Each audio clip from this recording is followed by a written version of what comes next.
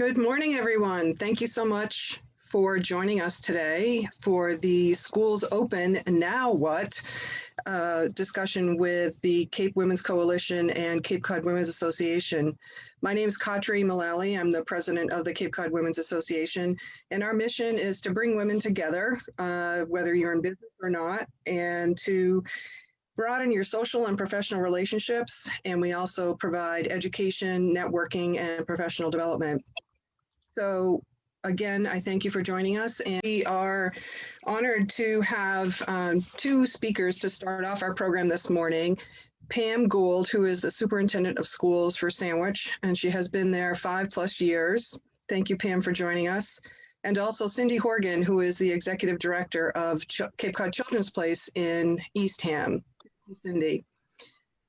So this definitely has been a challenging and surreal, somewhat Twilight Zone time since March, and we are hearing that schools are beginning to open, and we're hoping to hear from both of you about your challenges and the creative thinking that you've had to increase, because I know being in education always requires creativity.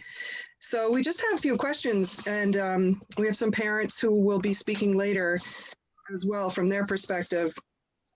So let's just jump right in, if you will. And we'd like to know what the priorities and challenges that you've encountered, and how did you balance the plans that you are creating for opening schools? And for you, Cindy works with early education children, and Pam works with the K through 12 student population in public school sector.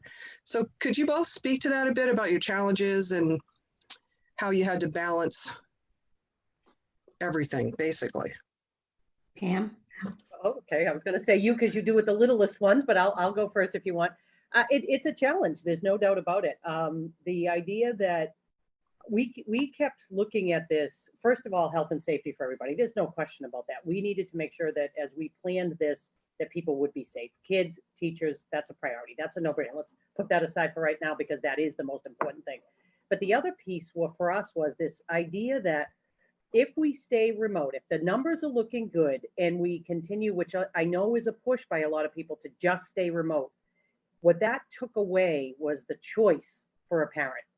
And there are some parents that do have to work. They're required to work outside of the home. And this has been certainly a significant inconvenience to them. So our whole premise was, if there was a way that we could create an opening that allowed the parent to have that choice, and we did it safely, it may not last forever. We know that too. We know the numbers, but we're very lucky right now in Sandwich. We're on our second week with 0 cases of our residents. That's huge. It shows that the community is doing it the right way. They're taking this very seriously. We understand that there's visitors that could be coming in and that might have their own issues, and they're not being tested as accountable in Sandwich, but 0 cases is pretty impressive. So we just continue to look at it this way, and it was a significant team effort. We have a reentry task force group that is made up of administrators, school committee, parents, teachers, obviously, support staff, kids. We have students on it. And it was a way we processed a lot of information. But I will echo, and Cindy's, I'm sure, going to say this exact same thing. Literally nothing we've trained for ever in administration prepared us for this summer that we've had right now. And I think that's important for people to know, is that every single thing that we're doing to open a school year, literally everything, even how we're going to walk the kids to the bathroom is different. And we're having to plan for that on a very short amount of time with an ever-changing situation. So that's from our side, K to 12, what that will look like. And I'll turn to Cindy, and I'm sure we'll jump back and forth a little bit, but she's got it at a little different perspective. Thanks, Pam. The early education process is quite a bit different. We have these little people that we need to figure out how to keep them safe. So the mandates that came down from the state really put a shift into how we do early education, shifting from class sizes. Most of the providers have had to cut their enrollment or their class size in half in order to ensure that square footage for each child.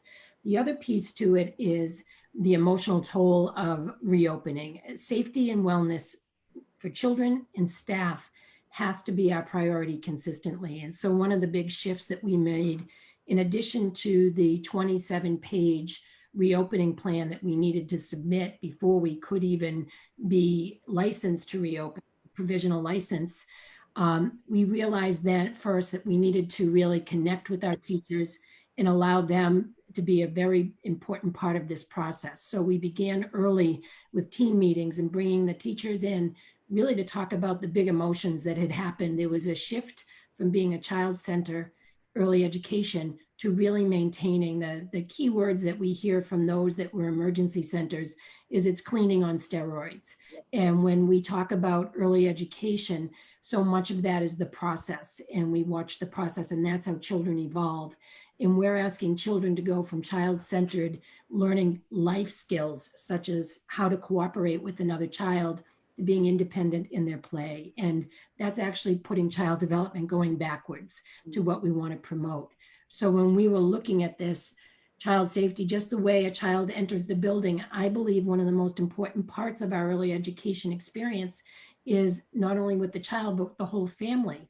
We're taking the whole family. They're basically leaving their children in the parking lot, giving them, not to a stranger, but they're not having the opportunity to build relationship with that whole experience for their child, which is a huge loss in so many ways for families. So the shift is tremendous, but I'd say a key was making sure that the staff felt supported throughout this journey. All right. Yeah, I can imagine that it is extremely difficult to make plans that are safe for everyone, including your teachers and parents. And I assume there's a fair amount of fear with all this. How are you yourselves managing that? But how are you helping your staff and your families through this? Sure. I think we all have to realize that we asked our teachers to leave the buildings on Friday, March 13th. And the occasional coming back in maybe to get something or you know, to clean out something, they haven't entered back into these buildings in the way that we exist in schools in months. And that's creating, I think, a little bit of anxiety. There's also, we know that there's a national discourse out there that in the data out there is far different than it is for us here. And so depending on what people are watching that's out there, we deal with a lot of external influences in education that are pushing for a lot of different things. So I think it is managing it, but I think we've just got to acknowledge it. You can't just ignore it. We need to acknowledge that there's a lot of anxiety coming back in. For us, we're lucky in the public school setting, is that we're going to have our teachers starting Monday and not have children for a couple of weeks. That's going to, I think, I'm hopeful that that's going to allow our staff to kind of figure their way back in. I've done this a long time ago. So I'm past that point of that anxiety, of that fear that every time I walk in, I'm going to get sick. And that's not happening because I take the precautions and we've set up the precautions. So they just need to feel that, just like our parents do when they're going to just be sending their children, that we have created an environment that's as safe as it almost possibly could be, that we are cleaning like crazy. And I can't minimize, and I don't ever want to minimize the anxiety of people are feeling, but we know human behavior too. And I think that part of that is fighting through it and dealing with the staff that physically can't come in. We have that certainly, and they may or may not be able to attend our sessions, and kind of going through that. But I think that acknowledging it's there is the biggest thing for us anyway in K-12. And I think for us in the early education field, I reflect back on what I said earlier regarding the requirements, so that we are really enrolling at half capacity. However, we made a commitment to enroll every one of our families that was with us when we closed on March 13th. That being said, we're going in with an abbreviated schedule. So the days of that 10-hour day, we're not going to have that for a very long time. And one of the benefits when we're dealing with the anxiety of our staff and the stress is it is going to be a shorter day, because their mental health will not be able to sustain those long days in this early education field, especially when we're struggling with little people that may not want their mask on, and how we're able to really support that whole child. So the whole shift here, as far as the anxiety, I'm a firm believer that family comes first in this organization, and that we need to be able to really practice self-care. And how do you do that? It's something that we have always talked about a great deal, but I'm not delusional to think that not only are the children and families coming to us, and I call it bathed in trauma, but so are the teachers. And how do we respond to that with consistency, with relationship, with showing up?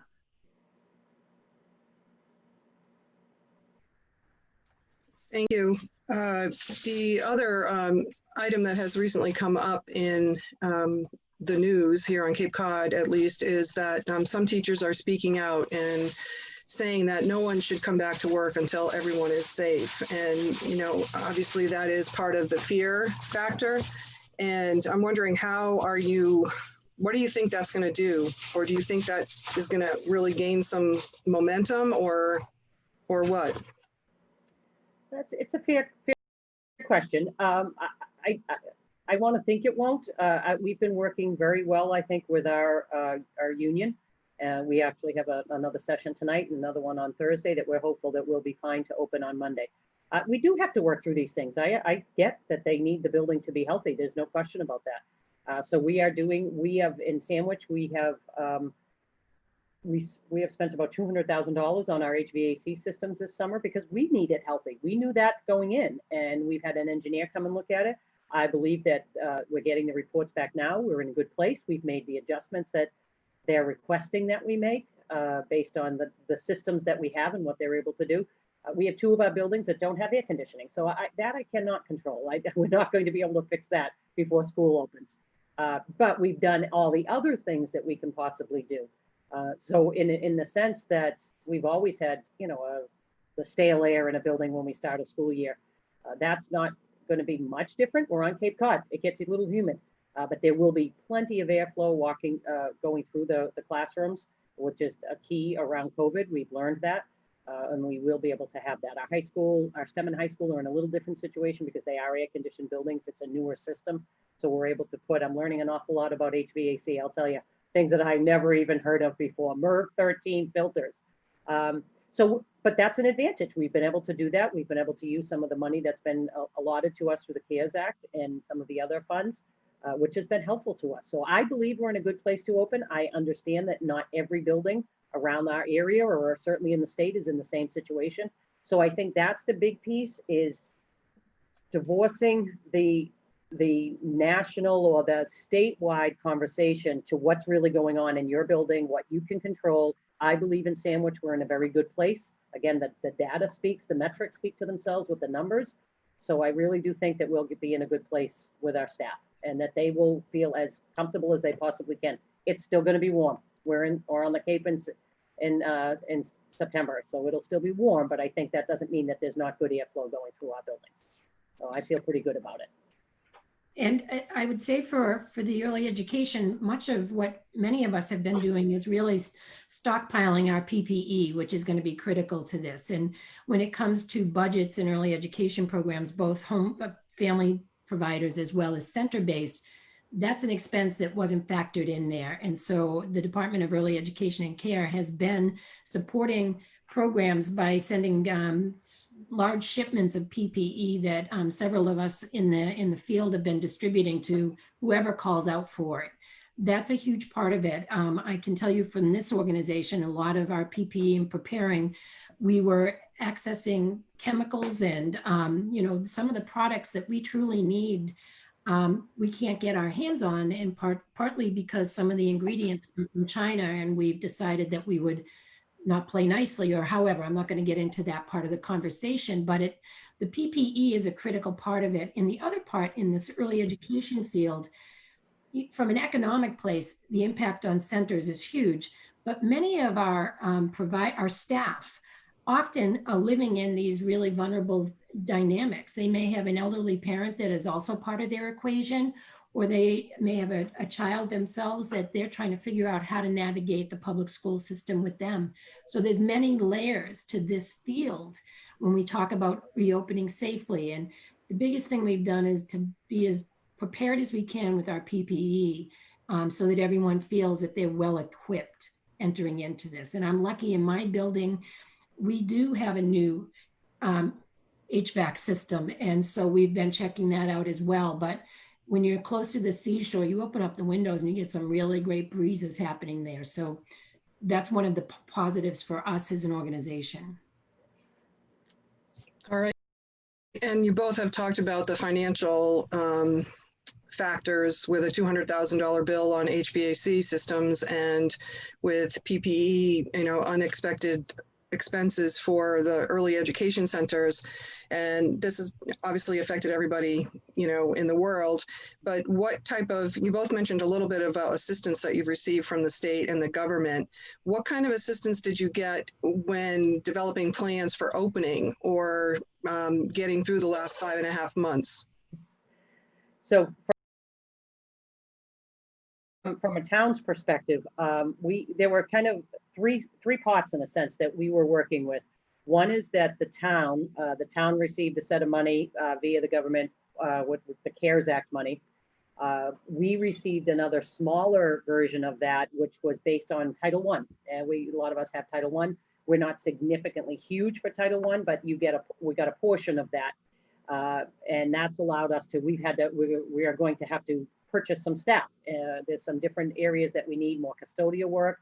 We do need a couple more teachers to ensure that we can run the system that we do to make sure we're meeting the criteria that's set out. Little things that you've not thought about before, we need bus monitors because we now have students that are on buses, half the student population, but they're required to wear masks, understandably so. We cannot have our bus drivers trying to drive and make sure that all kids are wearing masks. So that's an expense that's come up. So we've been able to kind of incur that through some of that money. And then the final pot that came in was this, I forget the exact name of it, but the initials, a CVRF fund. And that was a per pupil expenditure that we have to expend by December. And essentially with that, you really can't use staff on that because it has to be expended by December. But that's allowing us to do a lot of our HVAC stuff, any of the technological things that we needed to do to make sure we're ready to go remote again. If we need it, we vamped up the things that we learned from the spring. We're going to be able to do any storage. We've had to purchase storage bins. You don't think of it like this, but if we only have half the kids in our classroom and some of our littlest, we use circle-based instruction a lot at the elementary level.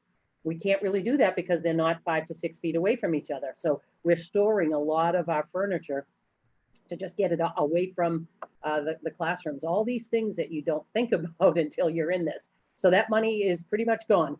And now we're hopeful that we know that there is another round supposedly coming from the federal government. We understand that the House and Senate are still trying to come to some agreement. But it has been desperately needed. I can't even imagine doing this if we were not being supported by the federal government to this point right now. And we don't get as much as others, and we get more than some others. So it's a beast that's, when this is over, what that's going to do to us is going to be very interesting. But right now, thankfully, we're in a decent place to be able to open what we need, and we'll kind of go from there. But that's been significant, that funding. I don't know what the lower levels, what that means for you guys, Cindy.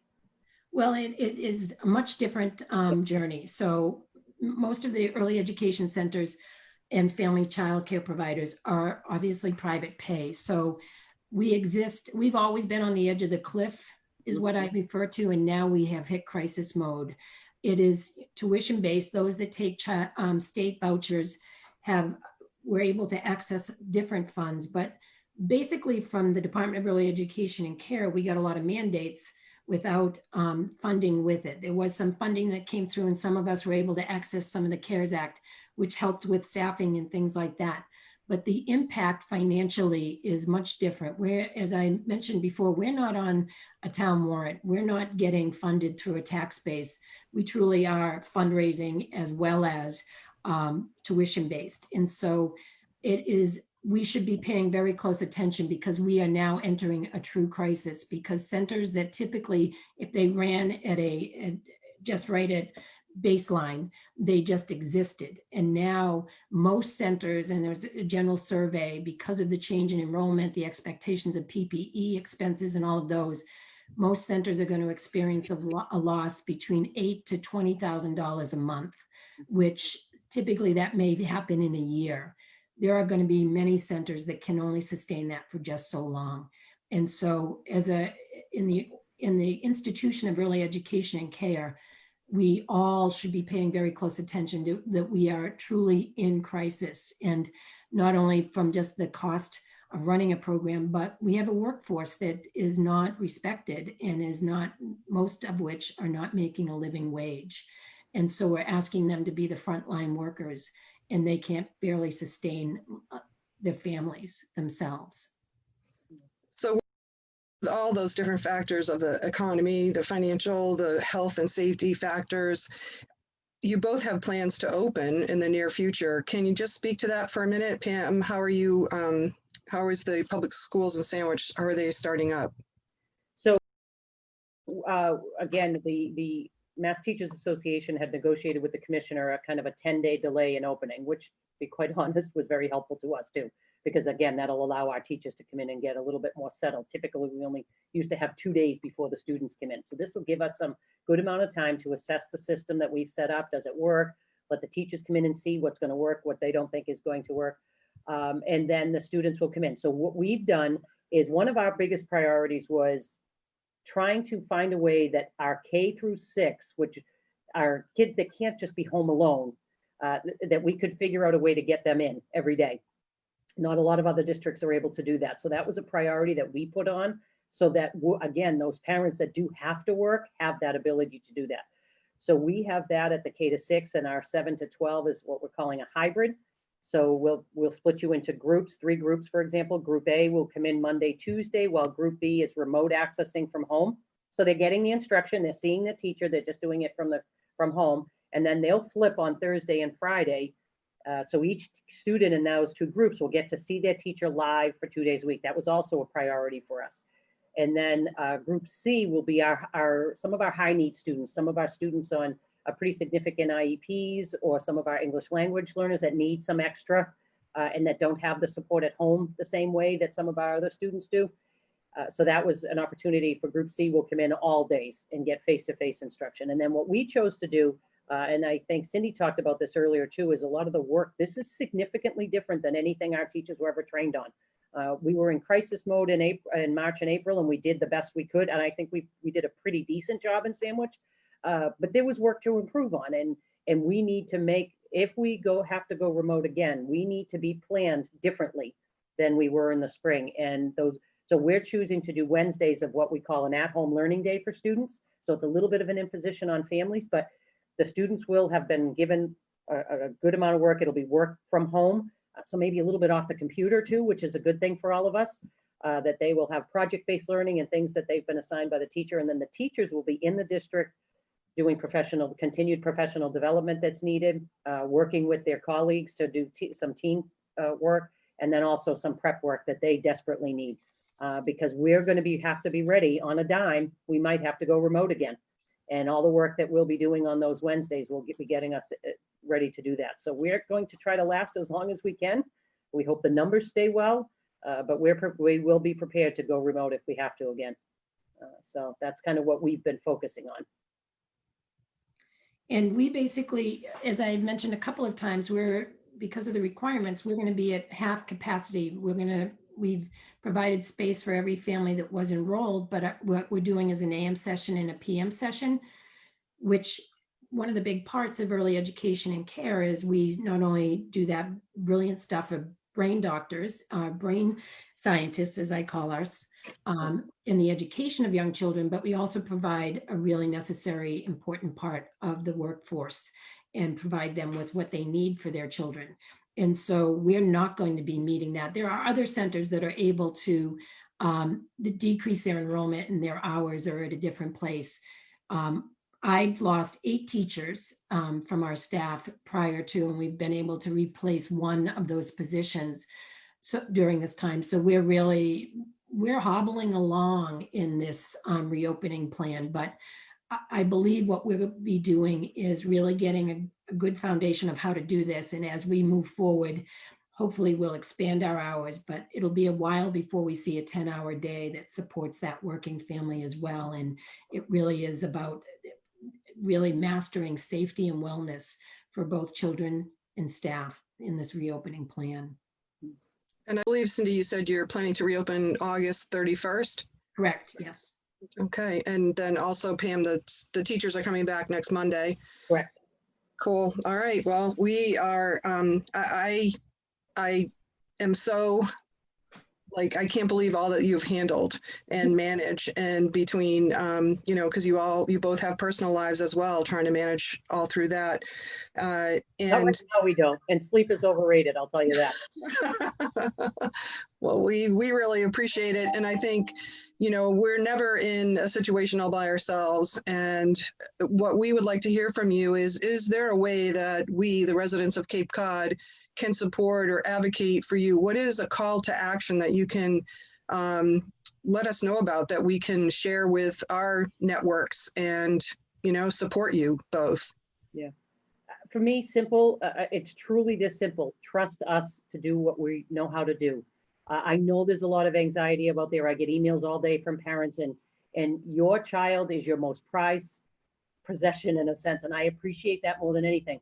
But we've been living and breathing this. We know what we're doing, and I want them to trust that if this is not going to work, I'll shut it down, and I have no problem doing that. But I do believe strongly that relationship between a teacher and a child is so significantly important, and I don't believe you can establish that on a computer screen. And we may not last forever face to face, but I do believe really strongly that if we can at least get a few weeks in with a face to face talking to our children, and the teachers learning who they are, getting the kids back to a semblance of this normalcy. It will be different, we appreciate that, but seeing their teacher is normal, and that's what we want for all of our kids. And trust us that we want that for our kids. We want that desperately. I have administrators that are sending their own children into our buildings. They would not do it if it wasn't safe. And as scared as parents are, and I don't want to minimize that, we can do this. And I'll shut it down if we need to. And I promise that to all of our community members. Thank you, Pam. In addition to trust, I am always, advocacy is a big part of being a parent and a caregiver, and especially during this time, I would say make sure you're voting and make sure that you're paying attention to what is being talked about in our state and federal government around the early education and care and some of the bills that are going forward. Catherine Clark of Massachusetts put forth a $50 billion initiative with Elizabeth Warren to put money into the early education and care work that we do. And again, prior to COVID, we were right on the edge of the cliff. And right now we are over the cliff and the pebbles are falling down quickly. Advocacy is critical in this, and always having a voice. I think of it as a three-pronged stool. We need to have high quality, affordable for families, and pay a working wage to the important staff that do this critical work. So I will stand on that soapbox forever. And again, at the end of the day, it is the wellness of every child and the safety of every child, as well as their staff, that is most critical. Thank you so much, Pam and Cindy. We could continue to talk about this probably the entire day. There are so many important factors and components to what you're doing. And we are going to move on to the Q&A section, where we'll have you answer some questions from our participants, our attendees. And I'm going to turn it over to Andy. Thanks to you both for doing the work that you're doing in this really, really tough environment. And the first question I want to pose to you is from one of the listeners who said that early ed and care has said that there's a 20-to-2 ratio, which means we can have 20 kids in a group. And Cindy, wondering what your thoughts are about that. Well, it's a concern to me when we talk about safety. So I'm not sure how many of us have been around 23-year-olds or 24-year-olds even, and really practice social distancing and those things. My concern with the 20-to-2 ratio is we have shifted from child wellness and child safety to economics. And I feel that in order to do this really well, the mental health of those two teachers with 20 children I would imagine would be very compromised. And so I have some real angst around how we're supposed to do that. And I really believe it's fueled by economics. Mm-hmm. Yeah. I'd like to ask both of you to respond to this question, which is, you've kind of given us a big, good, broad outline for how this is going to go, but let's just delve a little deeper and look at what's going to be happening in these classrooms. And so, Cindy, maybe you start on this. What's it going to look like for 3 and 4-year-olds who are in a group, and I think about the way the classroom maybe was functioning before. How might help illustrate for us, give us some examples of how might things look a little different in this era of COVID? Well, I guess I'll just talk specifically with 3-year-olds. I mean, a big part of 3-year-old development is learning how to cooperate with their world. And that requires play to be a big part of it. When we look at a very young, a 2-year-old or a 3-year-old, we often see what we call parallel play. So they play next to another child, but they're not engaged with that child. And that's very typical at that age. And then we create experiences that start to have that engagement, that back and forth, the give and take, which is a critical life skill that needs to develop in children in order to navigate life. And right now, what we're doing with our social distancing and all of our precautions in place is we're really putting children into that isolated play again. And so where we might have creative putting together a puzzle together, they're going to have individual puzzles. They're not going to be doing that interactive and cooperative learning together. And to me, when we think of that, and so much, Pam has talked about it, so much is about relationship. And when a child comes in and is greeted by a teacher with a warm hug, those are going to be things that don't come as frequently as they need to in these days. And so we really are just at a place where we're not respecting child development and what we want from it with the expectations. And eventually what we have heard from those that have opened in front of us, this high level of anxiety that we have, once we're in it, we start to feel a little bit more comfortable with it. But I still think that those experiences for really healthy child development are going to be compromised under these circumstances. Yeah, that's scary thoughts. Pam, what about you? What do you think it's going to look like in both the elementary and middle and high school classrooms, and how is that going to look different than what folks have seen before? Well, some of the same things that Cindy's talking about, certainly at the younger grades. And I take solace in 2 things. One is that it still won't be like it was in the spring where they were locked in their homes. There is still some socialization. It's going to be different. There's no doubt about it. And then the second piece is that this isn't forever. And I think that's a piece to make sure that our teachers even know.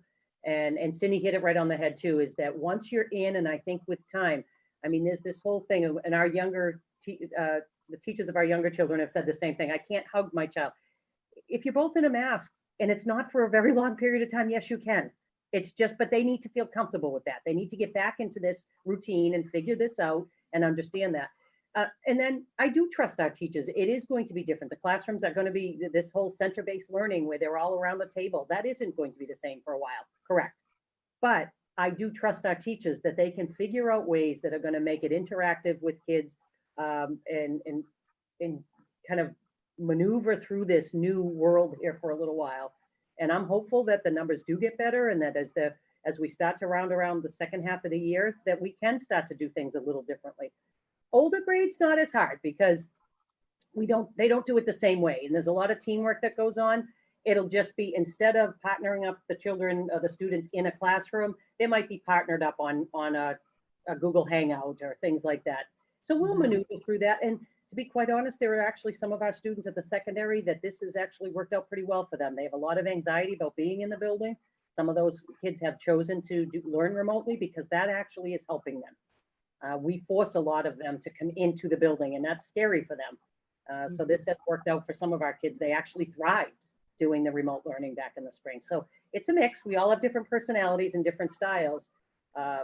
So it's going to be different, but I think I keep going right back to what Cindy keeps saying. Once we get in and get used to it, I think we'll realize that it's not as bad as we've worked it up in our head. Great, thank you both. There's a couple of things that have come in the chat that aren't exactly questions, but resources.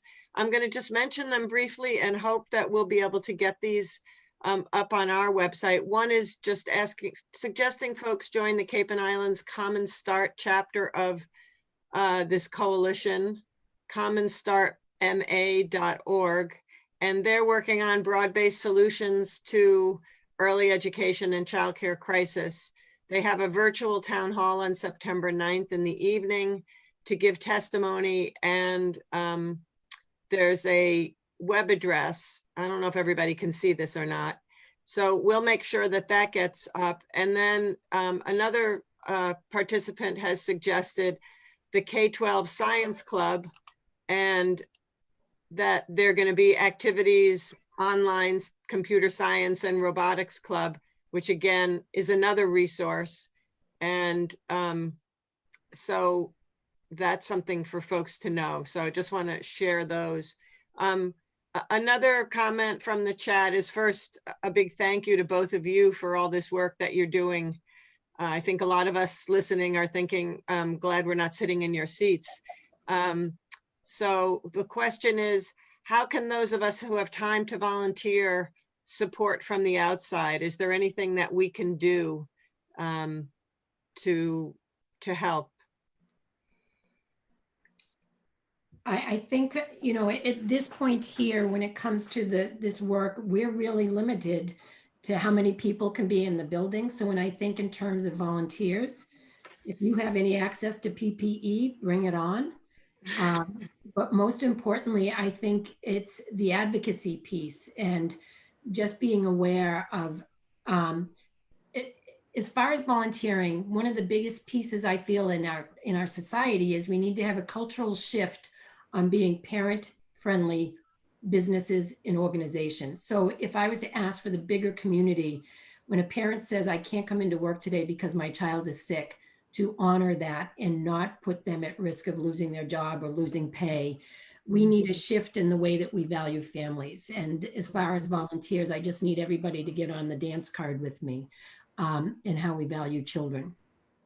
Great, thanks, Cindy. And I anything that you wanted to add, Pam, on the volunteer question? Yeah, so same thing. I mean, anything that we can do, obviously monetarily, there's a lot of, we've purchased a lot of supplies, but any help, even the simple thing, less about the PPE, because I feel pretty comfortable with that, but we're having to purchase things that you didn't think about in an art class. Instead of having this, you know, huge collection of pencils and stuff for kids to draw on, we have to have separate materials for every single child because they can't, it's the touch, you can't be touching somebody else's things. And so any supplies that would be fantastic. But, you know, people that want to volunteer, feel free to reach out to the schools, because while we can't have people coming into the building to maybe volunteer to tutor kids or do some things like that, they certainly can do that remotely. We can arrange times for extra support for kids if they want to just give some time and do it on a computer. Not the best thing, I'd rather have it face to face, but it's a good substitute if people have that kind of time. Great. This is the last question we have time for. And just so if you could respond quickly, we know that there are many families that, one, don't have technology at home or who aren't tech savvy and, you know, can't really monitor their kids' internet learning. How can teachers, you know, how are we going to deal with this question? Are there ways to, are there ways that you guys are able to help families deal with that? And that's probably more of a question to you, Pam. Sure. No, absolutely. One of the advantages of last spring was we learned a lot about who has the ability to have the technology and who doesn't. So we've taken care of a lot of that. There were very few families in Sandwich. We're very lucky that didn't have the full-fledged internet at home. We were able to provide the hotspots that needed it. But we are also trying to limit the amount of platforms that we're using. For years, we just let teachers, they liked this one or they liked that one. We're limiting that because for parents' sake, they cannot learn every different platform a teacher has a penchant for. And so we're bringing that back down to Seesaw at the K-2 level and Google Classroom at 3 to 12.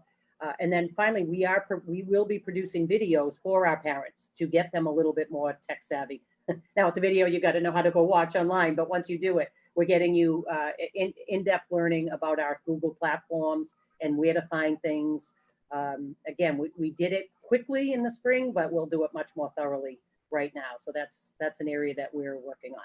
But all of our students, we're very lucky. We have the ability to make sure every single one of our students has a device that they can take home. Great. Yeah. Awesome. Thank you so much. Thank you, Cindy. Thank you, Pam. I'm going to turn this back to Katri to introduce the parents and hear a different perspective, perhaps. Thank you again, Pam and Cindy. And I'm sure we may have more questions that show up in the chat. And if we have a chance, we'll get those answered.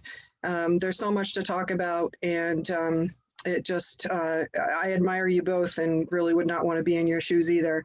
So we're going to move on to the parent panel that we have. We have 4 lovely women who have agreed to share their experience and what their plans are for their children. And I would remind you that you can put your questions in the chat box and you can send them to everyone or just to Andy, and we'll have another Q&A session for those questions.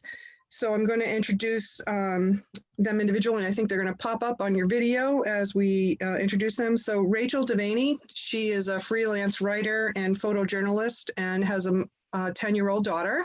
Welcome, Rachel. Thank you. Jen Calvert McClure, she's a grandmother raising her 3.5-year-old granddaughter. She's a licensed social worker with the state of Massachusetts. Welcome, Jean. I think she'll pop up soon. Emily Weston is, hi Jean. Emily Weston is a mother of a 2nd grader and a kindergartner, a single mom. She's a nursing student at Cape Cod Community College, having received a Wilkins Scholarship. And she's also working part-time from what I understand. So she's a superhero. And then we have Michelle Woodbray, who is from West Barnstable. She is the Chief Executive Officer of Two Sisters Senior Living Advisors and a parent with an elementary school student, 7-year-old girl who's going to be going to a new school instead of public school. And I just wanted to note that Rachel lives in Onset and Jean is in Pocasset, I believe, and Yes. Emily lives in Mashpee, and Michelle, as I said, is in West Barnstable. So thank you, ladies, for taking the time out of your busy schedules, I'm sure, and managing the household as many of us moms do. So we, by way of introduction, we would love to hear a little bit about yourself and your work situation and how your family composition is and what your unique situation or challenge has been and continues to be during this COVID pandemic and school opening time in the world. So Emily, would you like to start? Sure. So I'm a medical assistant. I am also a single mom of 2 kids. I got divorced a couple years ago and we kind of relocated. We moved back in with my parents. They're both in their 60s. So with everything going on right now, we're trying to be extra careful about that. So they're going to the Casey Coombs School in Mashpee. My daughter will be going into kindergarten. So this is her first real school experience. And my son will be going into 2nd grade. And I guess as far as unique challenge for me, it's entering my last year of nursing school during a pandemic while homeschooling. So that's been hard, but I'm happy to be here today. So thanks for having me. Thanks, Emily. Rachel? Hi, everybody. My name is Rachel Devaney, and I have a 10-year-old daughter. She will be attending Wareham Middle School, going into 5th grade. Initially, for this year, we had discussed doing the hybrid learning. Wareham Middle School has offered hybrid as well as complete remote learning from home. So in that way, we're really lucky. I am, in addition to being a freelance writer and a photojournalist, I'm also a caregiver for the Alzheimer's Family Support Center of Cape Cod. So at this point, I am working full time. But I do have a really solid support system, which includes my partner, who owns his own business, so his schedule is flexible, and my mother, who is going to be 69 this year. So she has had breast cancer, so she is a high risk individual with COVID around. So, you know, that is definitely concerning when thinking about what my daughter's needs are in terms of her education. So for us, at least, we will be able to, you know, choose whatever option fits best for us with the solid support system that we have and my flexible schedule. So that's where we're at for right now. All right, and Jean. So I am a social worker with the Commonwealth of Mass. So I'm essential worker. Genevieve is 3.5. You know, one of the main reasons we chose to enroll her in preschool, as I think Cindy said earlier, is for Genevieve to be able to develop those social skills and to learn to have other kids. She doesn't have that option with us. She has just my husband and I. So this has really been difficult for her. She is a really social kid. She likes to be around other kids. Thinking about returning, you know, she does attend or will attend Montessori Academy here in North Falmouth. My husband has a lot of underlying health issues, so that's a concern for us. I also care for my dad, who's almost 80, and he has some pretty significant health issues. So trying to balance, you know, the whole risk benefit, you know, in terms of the risk for our family, but at the same time, thinking about the risk for Genevieve if she doesn't have these opportunities to be around other kids her own age and to learn how to do that cooperative play. It's, you know, it's we kind of go back and forth. I think at this point we have decided that it's worth the risk to have her attend and just kind of be mindful of the numbers. In addition to my work with the Commonwealth, I have a private practice. I work primarily with kids and families, so I have to take that into consideration as well. Thank you, Jean. And of course, Michelle. My name is Michelle Woodbury, and I am from West Barnstable, as Kadri said. I think for me, when everything shut down, my business was really affected as well. And being a business owner, I really needed to take the time to focus on how to save my business and how to pivot that way. And then all of a sudden to find out that I was also a homeschooling parent doing it remotely. I think the school system did the best they could, but what ended up happening was a lot more work for me, just exponentially more work for me to try to get my daughter to do her schoolwork and not hate it and to stay engaged with her. So, I mean, every minute I was trying to save my business, I felt guilty because I wasn't doing what my daughter needed me to do. And every minute that I was with my daughter trying to nurture her and make sure that her development was, you know, not even educationally, but just emotionally on track, my business was suffering. So pretty early on, my sister, who's my business partner, and I started talking about what other solutions could we find, because we couldn't wait to find out what was going to happen with the school system and to find out that remote, the way it looked then, would not have worked for us. And so that's where we were at. My daughter is also what I call a reluctant only child, and she's extroverted, she's social, and she really, really does need to be around other people. Unlike me, where I'd be okay, honestly, being on Zoom most of the time. But I think that's what's driving our decision. Thank you, ladies. And you've all talked about how children need to be social.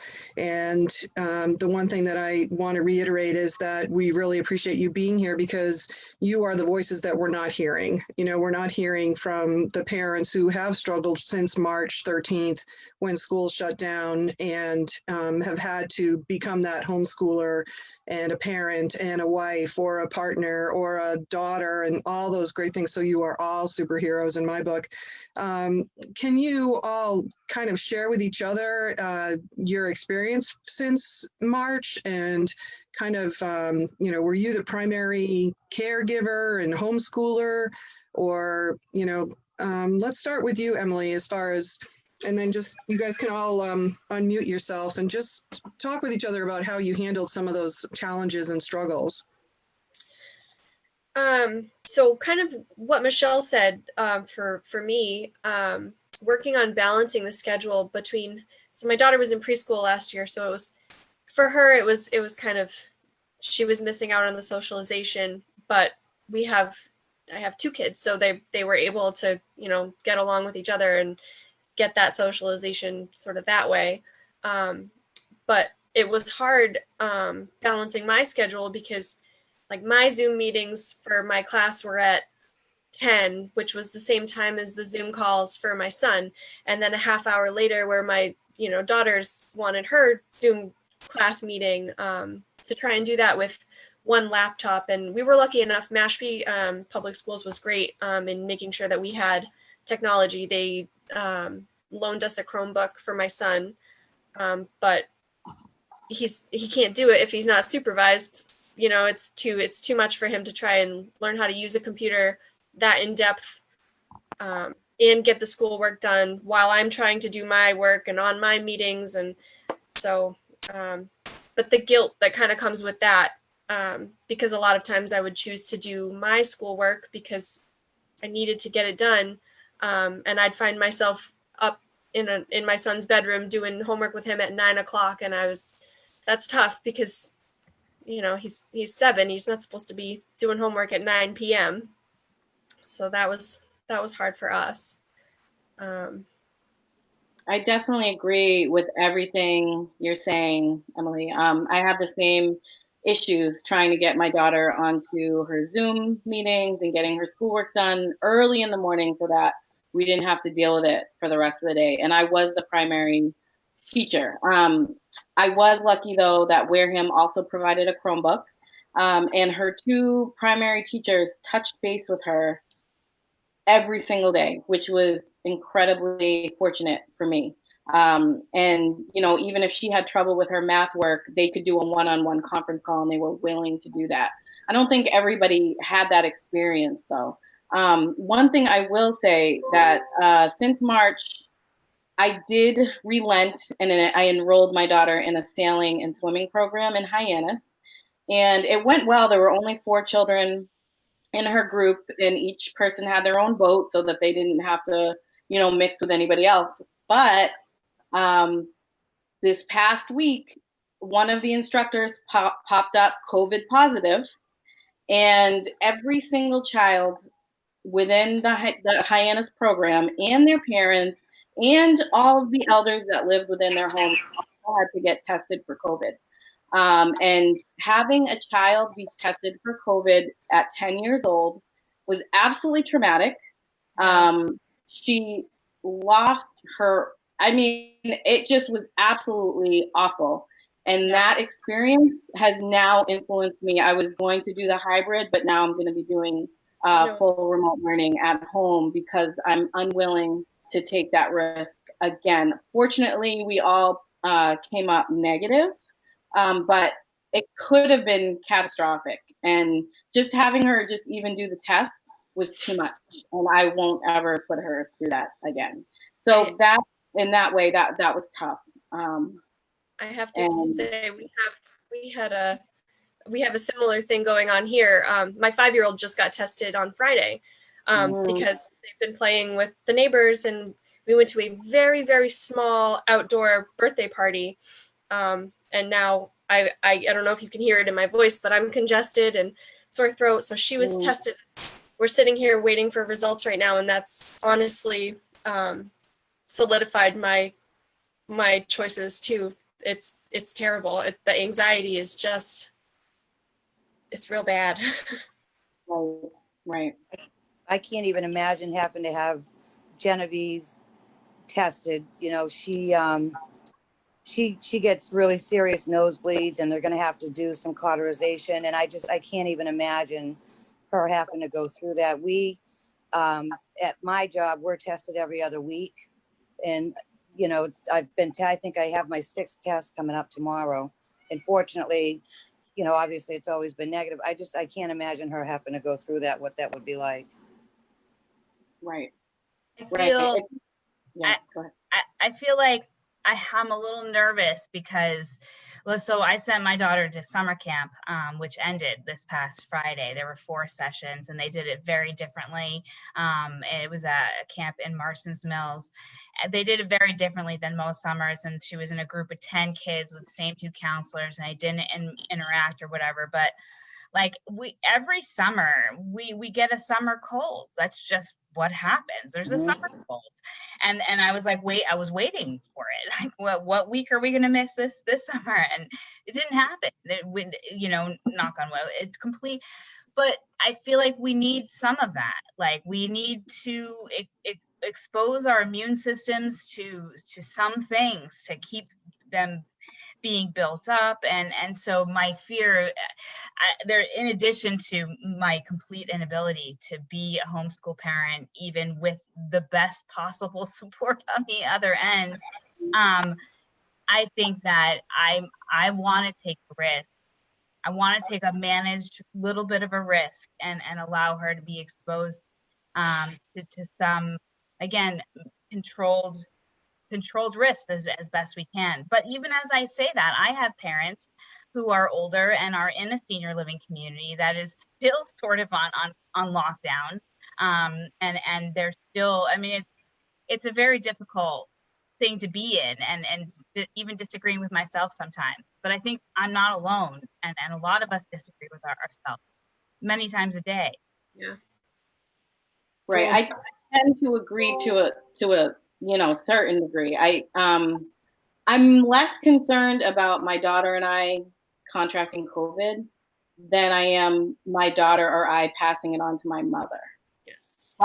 That's really where the concern lies. I did take a risk and put her into the sailing program because I felt the same way that she needed to be around other kids. She needed some structure. She needed to, really be active. And, but the fear of passing something like that on to my mom, and my clients, I'm also a caregiver. So my job has a huge influence. I can't take these tests every week if somebody at school pops up COVID positive. So in that way, I'm going to have to, sacrifice a little bit in terms of what we're going to expose my daughter to. And the rest of our family. I guess that's what the issue is at the end of the day. I will say that we are in a better position than a lot of other people on the Cape, such as, the immigrant population who doesn't have a choice, that are cleaning hotel rooms, cleaning hospitals, they're CNAs, and they're at the most at risk at this point. And when I start to get frustrated with my own situation, I try to really think about that and think about the silver linings that I have within my own situation, because it could be so much worse. You bring up a really important subject, some of those outlying situations for families, the immigrant population, families and children who are ESL learners where English is their second language. And I know that in some of our rehearsals too, Jean, we talked about your role as a grandmother, raising your grandchild and having guardianship, and how human resource departments view that with FMLA. Can you speak to that for a minute? Right. So they don't understand that grandparents are not, anyone who's not a parent doesn't obtain custody.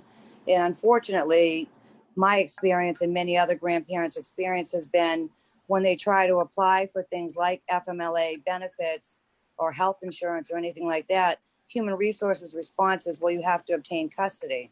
And it's so black and white for them. They don't understand that you can't obtain custody if you're not a parent. You can obtain guardianship.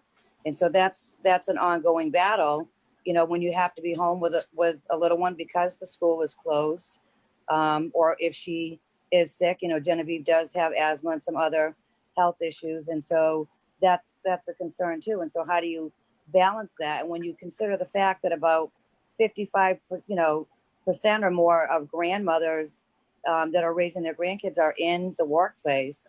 And so what does that look like for them? It's a struggle. So what do you do? Do you stay home and then you lose a day's pay? Or do you try and figure something out? And then if you can't figure it out, what do? You stay home and you lose money. Yeah. I'm sure along with the FMLA and being there for your child, there are those challenges about, homeschooling a child and how that can be. And a couple of you mentioned that you were the primary homeschooler. For you, Jean, with all the different things that you are involved in, I know Genevieve is 3.5, but were there times where you were spending some time with her, reading or what have you? What was how did you get through March? March, April, May, June with Genevieve? March was difficult because our routine changed. And, she was feeling the change too, because she kept asking me, can you stay home with me today? Is today a day we can stay home? And that doesn't feel good when I have to say I have to go to work. And her school was offering Zoom sessions for an hour a day. And I struggle with that too, because I treat so many kids that are addicted to, all of these virtual reality things that they do, and trying to balance that. And then she's 3.5. So she's trying to do a Zoom session and take off in her room so she can show everybody her unicorns hanging on her room, and and show them her cat and her dog. I am fortunate. My husband is a full-time student. And so we were trying to juggle my work schedule, his class schedule. Some days he could help her with the Zoom, but that's a struggle for him too. He's not a teacher. So it has been a struggle. And even, today she knows I'm home. So she said, is today a day we can stay home together? And I said, well, later we can stay home together. So, and she's not normally a clingy kid, but that's changed quite a bit, since all of this started. That's what I found really hard, is because when my daughter was away and I was working, she doesn't think about what I'm doing. But if she's home and I'm home, she doesn't understand, well, why can't I spend time with her? Why can't I be working? And I'm in my office and I have the door closed and I'm telling her to go away, and she doesn't understand. I'm working. Just because you're here doesn't mean I can't not get my work done. It was really hard for her. Yeah. For me. I think about. Go ahead, Jean. I think about what you said, Emily, about doing homework with your son late at night. And, Genevieve's school would give like assignments and arts and crafts. And so, I'm getting home. I run a partial hospital program. So the folks that we work with are pretty intense, high level folks. Like I said, in my private practice as well. And so I'd come home, and we do a dance party when we cook dinner, and, every night. And, but then trying to do her assignments with her, because that's important for her too, to continue her development and to let her know that I think that that's important. And, bedtime for her is usually 7:30 or 8, but we're trying to do some of the assignments she got from school, just so she can keep up with that and feel like she's a part of that too.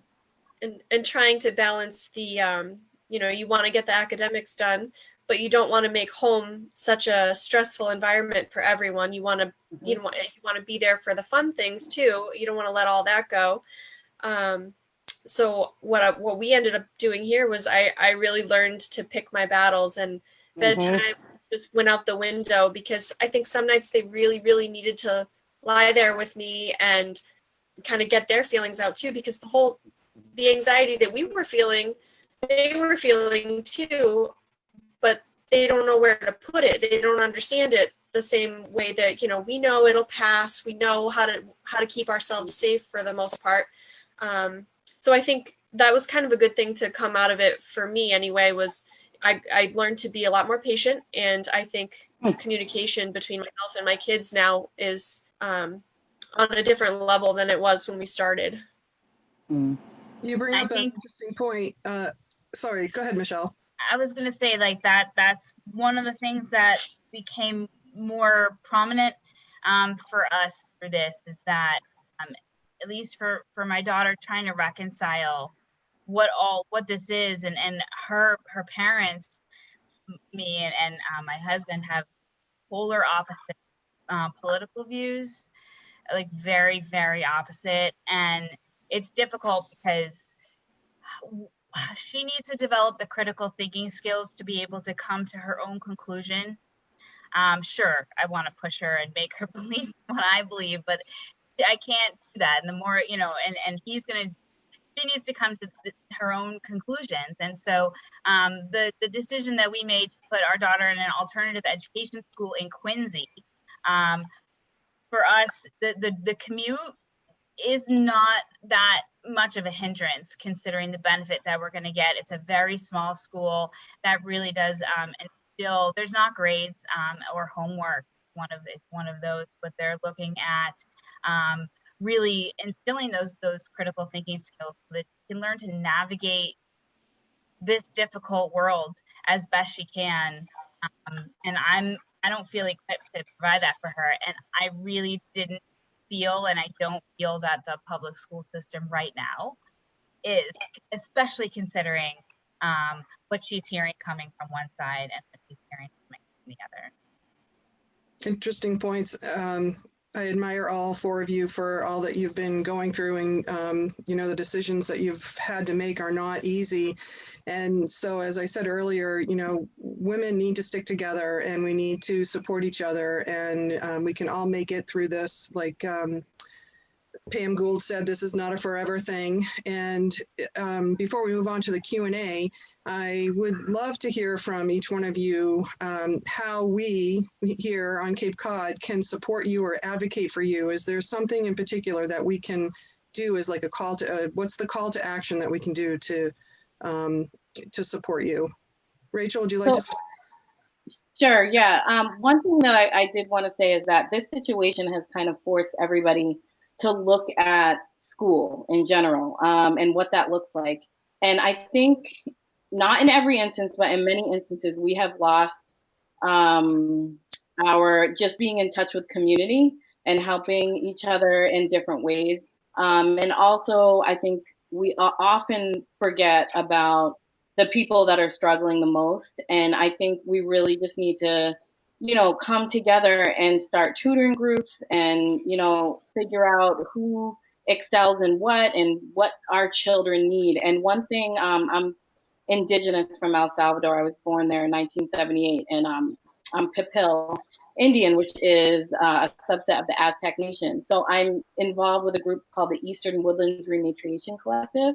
And that's a group that's up north here that is composed of different tribal entities within the Northeast. And what we've begun to do is to band together and start, you know, working together to teach our children not only common core things that they need to know for the state, but also survival skills, traditional ways, foraging, and really putting our heads together to fill in those gaps where our children are not learning different things that they need to know about life, that they're not learning in school, even things such as real estate, finances, and really, you know, coming together on a bigger platform to help our children and give our families whatever their children need. We all have certain gifts that we can all provide to each other. And I think on the Cape, we have such a tight-knit community that could work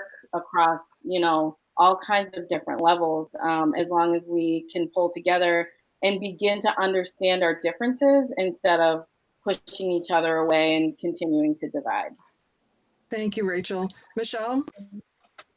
I think that number one thing that we can do is continue to be kind and not judge people. We all are coming at this with different opinions. And one of the things in the senior living industry and with our child care choices, I find people jumping to conclusions and judging people for their decisions. And I feel like none of us really know what the right answer is. And so we should just try to help other people be kind to one another. We need that very much. Jean? Thank you, Michelle. So I think a couple of things. I think it's important to remember that, you know, better than 20% of grandparents who are raising grandkids live at or below the poverty line. And so for them to be able to even access the resources to help their kids or grandkids with virtual learning, they may not even be able to afford that. So things like helping to get more money into Kinship Navigator supports in programs so that they can have the access to those funds and resources. A lot of grandparents don't know how to use the technology that the kids in the schools are using. So that's, if there could be some way to set up some support and training for them around that. I think about things like, increasing access to things like Meals on Wheels for grandparents and other caregivers so that they don't have to leave the house and expose themselves. And would it be possible to add their grandkids to that? So Meals on Wheels brings a meal for the grandparent or caregiver, pack one for the kid. And a lot of the schools, I think, have done a great job trying to meet the food insecurity needs of families. But, is there a way that they maybe could pack something for the grandparent or the other caregiver? So those types of things, that grandparents struggle with and people may not realize.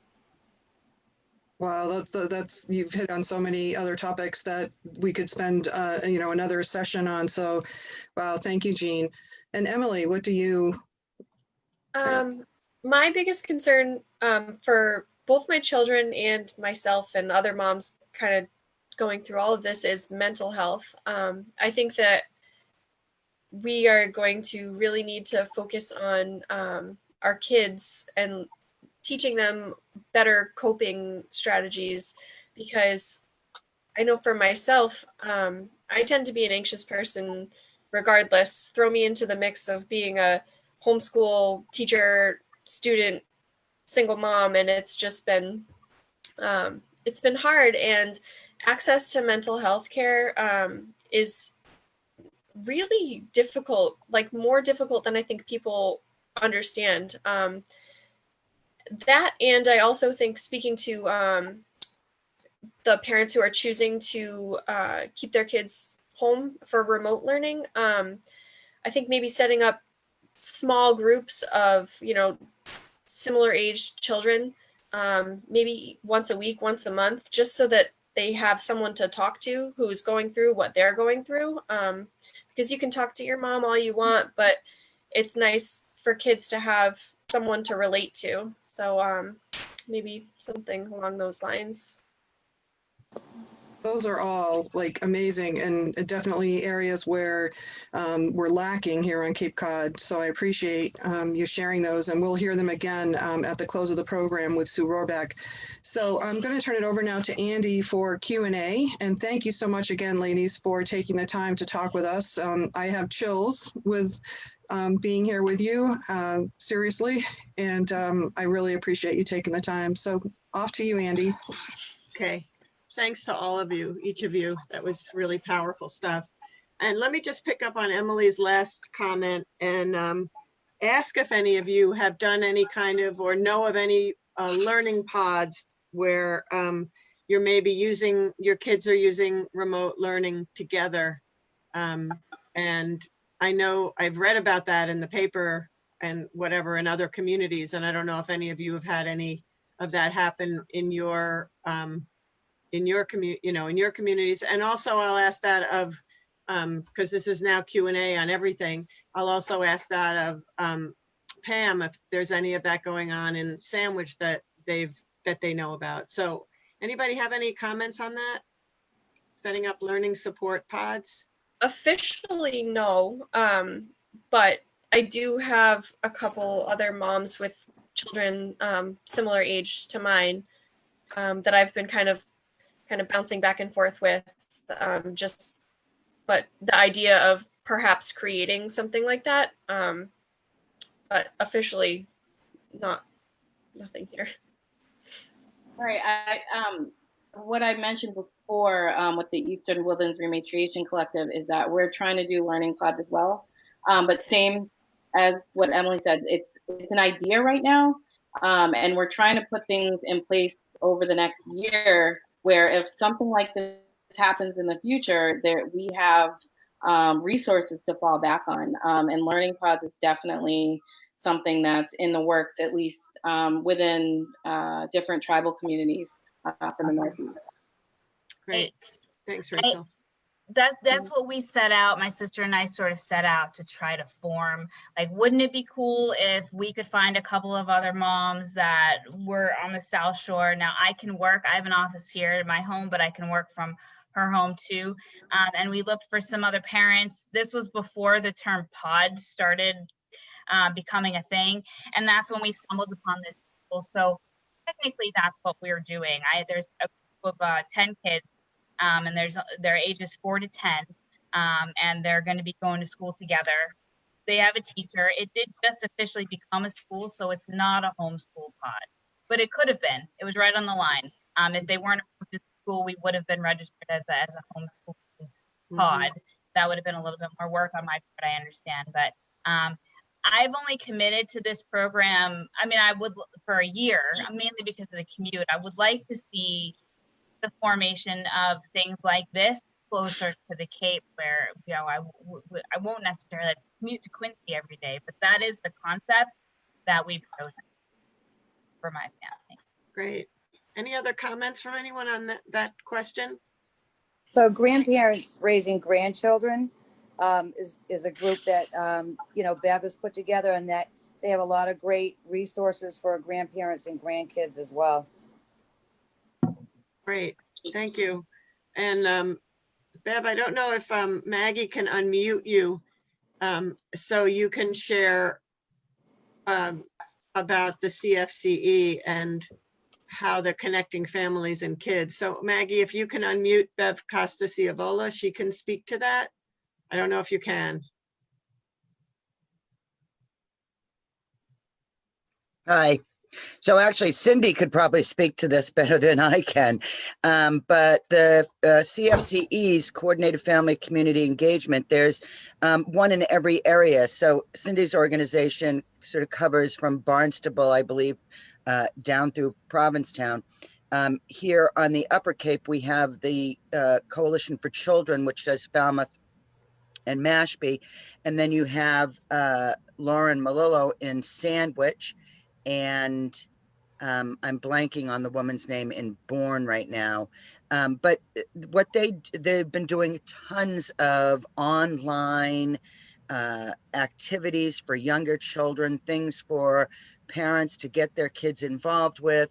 And so if you're not familiar with your CFCE, you should be. And you could contact Cindy, or you can contact myself for the contact information for your particular CFCE.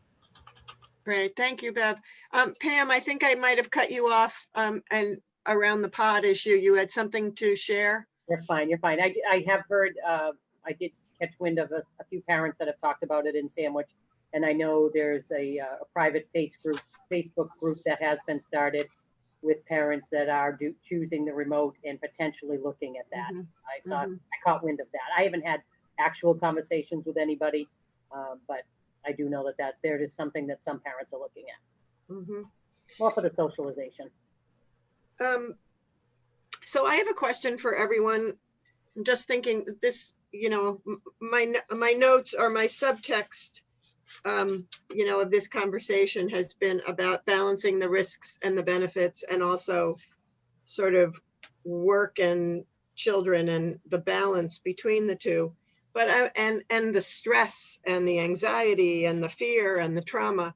But I want to just shift this a little bit and ask for any of you to comment on what we might call any unexpected positives that have come out of this very, very difficult time. Any silver linings, anything that you could share that's like unanticipated things that came up that you think, you feel positively about. Just curious if that's the case. I think one of the things that is coming from this, when we talk about trauma and we talk about wellness, really a lot of life experience is about building resiliency. And I think that we have been thrown a curveball, which indicates that we had to become flexible. And for many of us, being inflexible actually kind of got us stuck in many parts of our life. But we've had to become flexible and really gain a sense of perspective in what really is important and what is what is critical right now. So we are building resiliency in the most difficult times. Resiliency doesn't grow when it's easy. It grows when it's a challenging moment. And that's what's happening in this moment for us all. Thanks, Cindy. Anybody else want to share anything like that? I'll jump in. I think when I look at if you have to find a positive out of all of this, I think when you look at our teaching 5 years from now, I think the growth that we will have found in our ability from a teaching perspective, I think we'll have grown immensely. I think the variety of different resources we'll be able to use, the different tools that we'll have, we've had to learn, and that's been a good thing for education to have to go through. For parents, I know it stunk in the spring, but we really learned a lot. And I think we'll be able to take that. The training we've done with our staff this summer is going to change teaching. And we're kind of excited by that. Any final comment on this question from any of the parents? Sure. Oh, sorry, go ahead. No, you go. Okay, I was going to say one thing we kind of talked about before, a silver lining was that the different projects that, the kids are working on at school, a lot of the school, it doesn't teach a lot of Black and Indigenous history. And the projects that were assigned over Zoom with their teachers, we were able to have a little bit more hands-on control over, what my child was focusing on.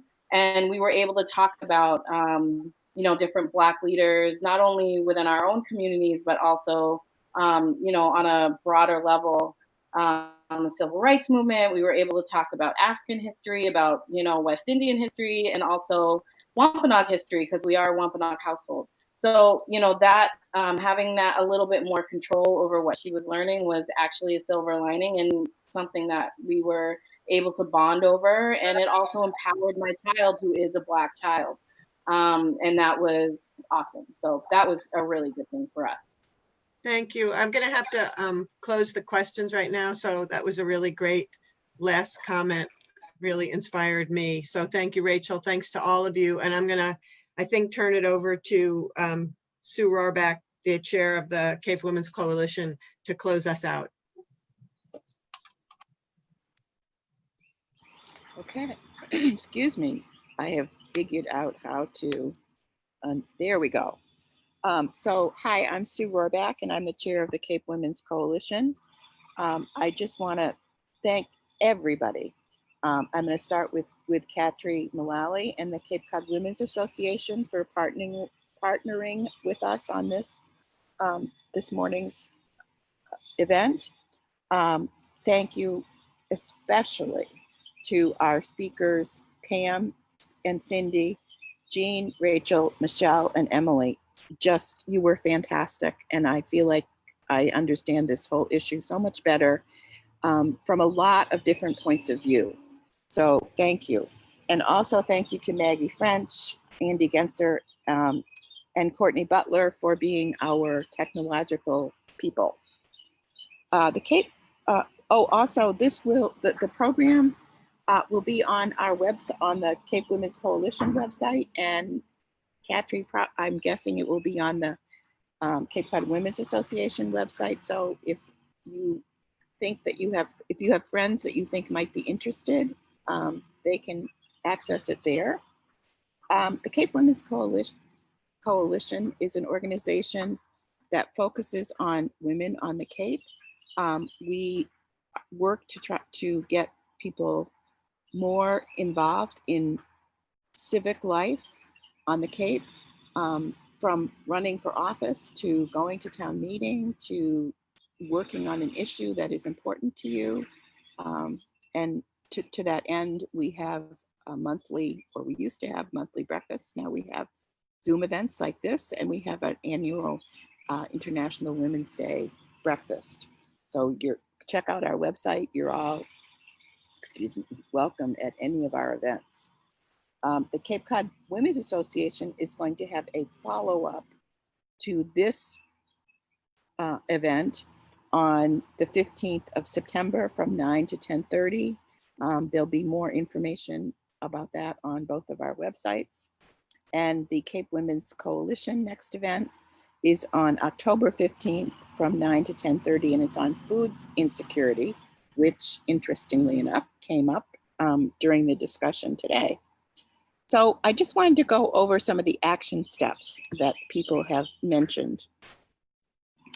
Pam talked about trust and how important it is to understand that the people who are running schools or running programs have worked really hard and truly believe that they can do what needs to be done to make the kids and the teachers safe, and that they'll close if they need to. Cindy talked about the importance of parent-friendly workplaces, that kids need to be able to stay home. Parents need to be able to stay home with sick kids, and we all need to talk about that and emphasize that when we're talking to employers and others. Cindy also talked about voting and how important that is, and being an advocate for paying a living wage. Also to keep your eye out on legislation at both the state and federal level, particularly a bill in Congress for funding for early education and care. The parent speakers, the thing that had come to my mind before they started talking about what the action steps they recommended was different strokes for different folks. Everybody approached, all the parents approached this whole thing a little bit differently. And it's really important for people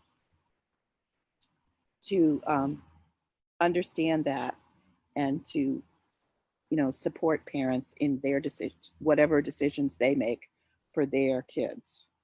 Rachel talked about looking at the school and the community and how people can help each other to give our children what they need, not only in school subjects, but in life skills.